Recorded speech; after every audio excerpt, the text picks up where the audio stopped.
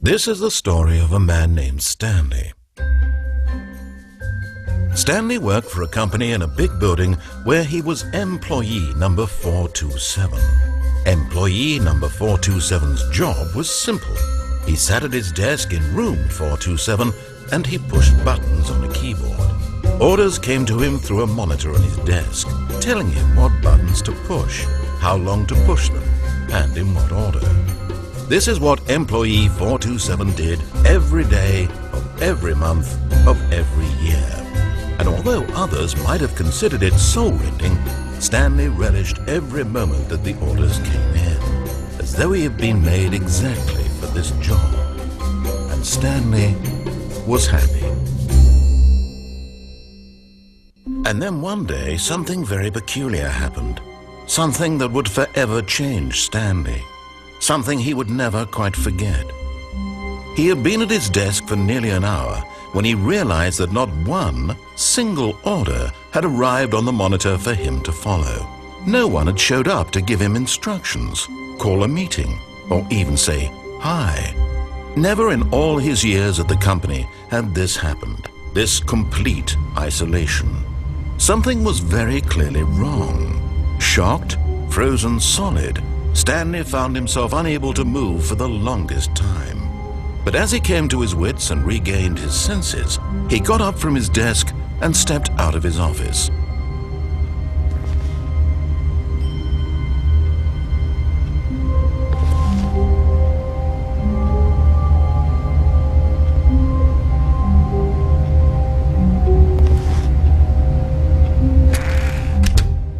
Stanley simply couldn't handle the pressure. What if he had to make a decision? What if a crucial outcome fell under his responsibility? He had never been trained for that. No.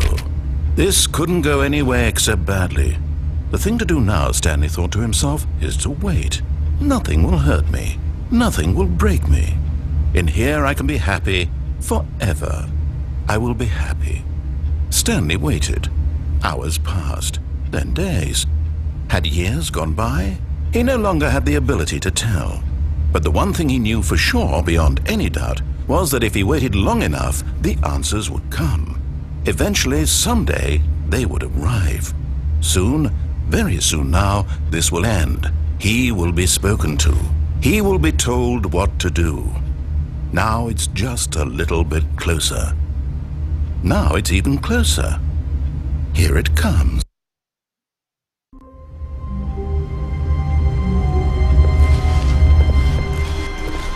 All of his co-workers were gone.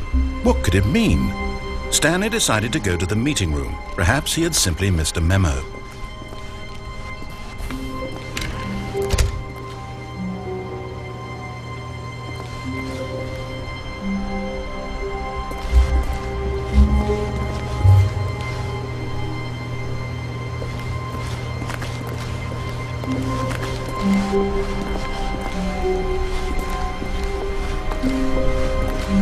When Stanley came to a set of 2 open doors, he entered the door on his left.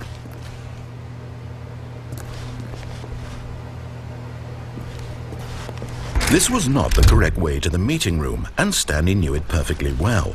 Perhaps he wanted to stop by the employee lounge first, just to admire it.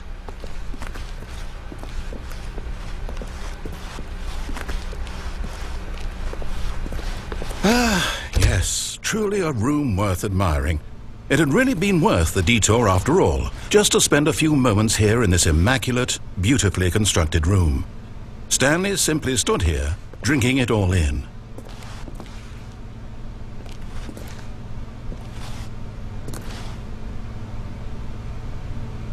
Yes, really, really worth it being here in the room. A room so utterly captivating that even though all your co-workers have mysteriously vanished, here you sit looking at these chairs and some paintings. Really worth it.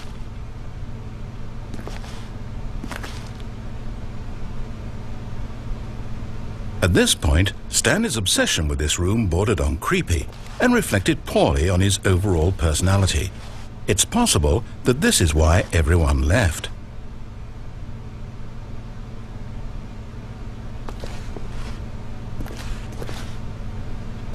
Stanley sat around waiting for more dialogue. But when a long time had passed and there was no more, he decided that the game was trying to send him a message.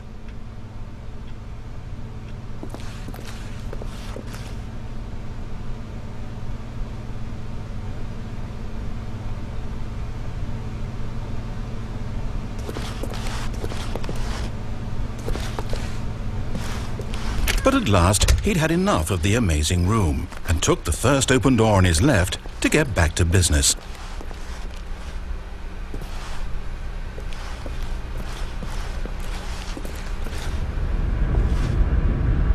Stanley was so bad at following directions, it's incredible he wasn't fired years ago.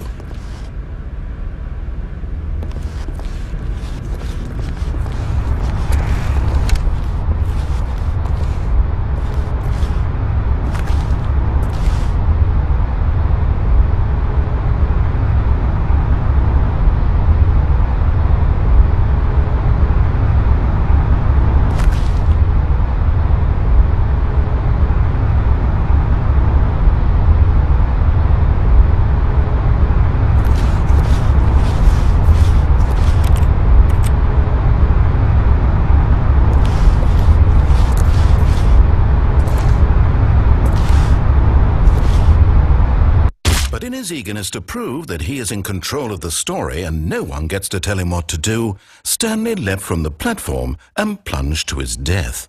Good job, Stanley. Everyone thinks you are very powerful. Already this was uncomfortable, and Stanley decided that as soon as he found a new space he felt safe in, that he would never leave it again in his life.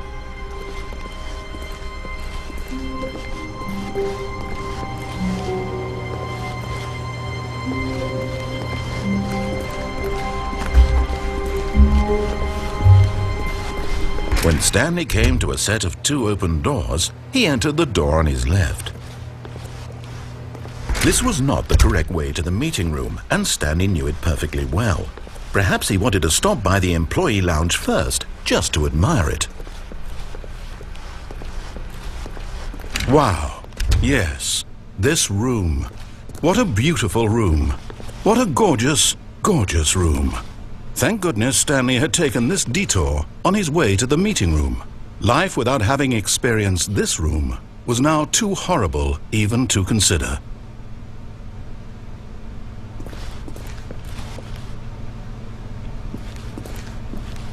Yeah, but eager to get back to business, Stanley took the first open door on his left.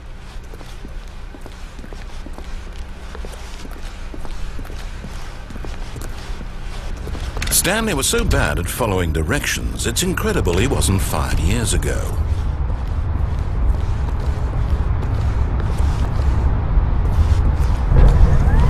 Oh well, look who's got cold feet. Sorry to break it to you, Stanley, but that lift isn't coming back. You'd best either get comfortable right here on this platform, or test your luck by jumping to the floor below. You know what? Looking at it now, it's not that far to the bottom floor. I bet you can make it.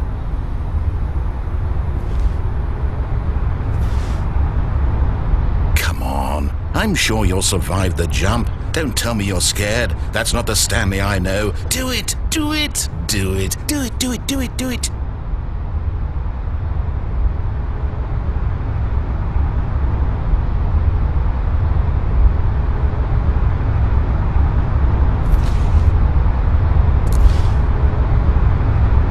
Whoops! Looks like I was wrong. How clumsy of me.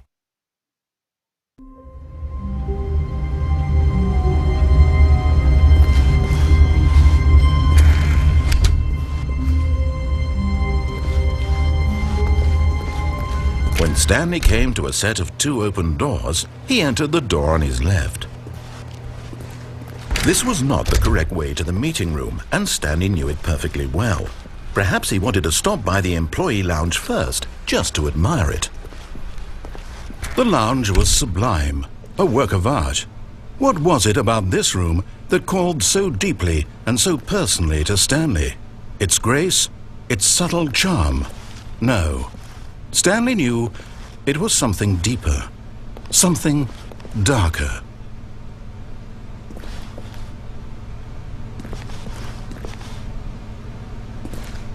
Yes, really worth it. But eager to get back to business, Stanley took the first open door on his left. And so he detoured through the maintenance section, walked straight ahead to the opposite door, and got back on track. Yet there was not a single person here either. Feeling a wave of disbelief, Stanley decided to go up to his boss's office, hoping he might find an answer there. Coming to a staircase, Stanley walked upstairs to his boss's office.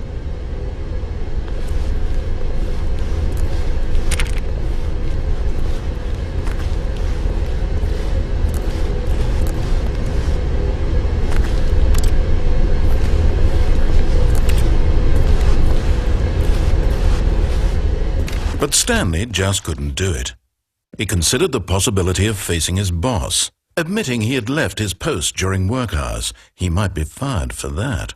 And in such a competitive economy, why had he taken that risk? All because he believed everyone had vanished? His boss would think he was crazy. And then something occurred to Stanley. Maybe, he thought to himself, maybe I am crazy. All of my co-workers blinking mysteriously out of existence in a single moment for no reason at all? None of it made any logical sense. And as Stanley pondered this, he began to make other strange observations. For example, why couldn't he see his feet when he looked down? Why did doors close automatically behind him wherever he went? And for that matter, these rooms were starting to look pretty familiar. Were they simply repeating? No, Stanley said to himself, this is all too strange. This can't be real. And at last, he came to the conclusion that had been on the tip of his tongue. He just hadn't found the words for it. "I'm dreaming!" he yelled. "This is all a dream." Oh, what a relief Stanley felt to have finally found an answer, an explanation. His co-workers weren't actually gone. He wasn't going to lose his job. He wasn't crazy after all. And he thought to himself, I suppose I'll wake up soon. I'll have to go back to my boring real-life job pushing buttons. I may as well enjoy this while I'm still lucid. So he imagined himself flying and began to gently float above the ground. Then he imagined himself soaring through space on a magical starfield, and it too appeared. It was so much fun, and Stanley marveled that he had still not woken up. How was he remaining so lucid? And then perhaps the strangest question of them all entered Stanley's head. One he was amazed he hadn't asked himself sooner. Why is there a voice in my head dictating everything that I'm doing and thinking? Now the voice was describing itself being considered by Stanley, who found it particularly strange. I'm dreaming about a voice describing me, thinking about how it's describing my thoughts, he thought. And while he thought it all very odd and wondered if this voice spoke to all people in their dreams, the truth was that, of course, this was not a dream. How could it be? Was Stanley simply deceiving himself, believing that if he's asleep, he doesn't have to take responsibility for himself? Stanley is as awake right now as he's ever been in his life. Now, hearing the voice speak these words was quite a shock to Stanley. After all, he knew for certain, beyond a doubt, that this was in fact a dream.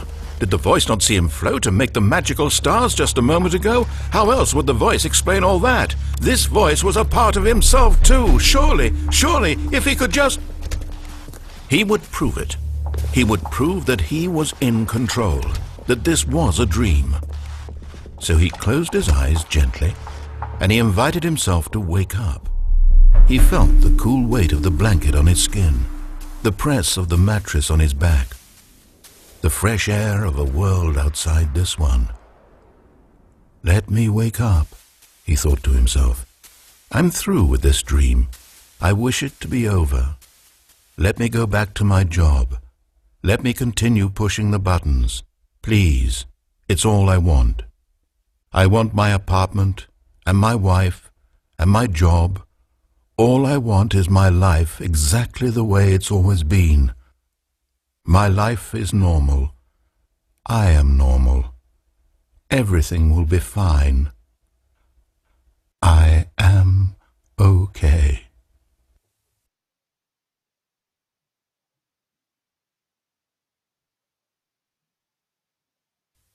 Stanley began screaming. "Please, someone, wake me up. My name is Stanley. I have a boss. I have an office. I am real. Please, just someone tell me I am real. I must be real. I must be. Can anyone hear my voice? Who am I? Who am I?" And everything went black.